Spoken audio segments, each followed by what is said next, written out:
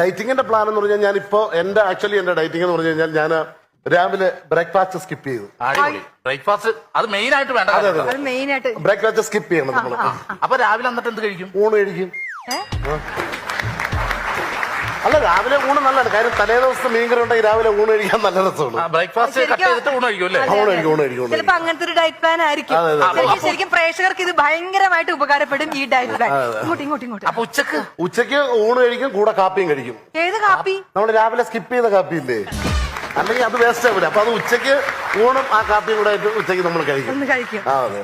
പക്ഷെ വൈകുന്നേരം ഒറ്റ നേരം, അതായത് 6 മണിയാകുമ്പോൾ നമ്മൾ ഒരു നേരം ഗോതമ്പാക്കണം. നല്ലതാണ്. രാവിലെ ഊണ്, ഉച്ചക്ക് ഊണും കാപ്പിയും, അപ്പൊ പിന്നെ വൈകിട്ട് ഗോതമ്പ് എന്ന് പറഞ്ഞാൽ 2 ചപ്പാത്തിയെ കഴിക്കാം.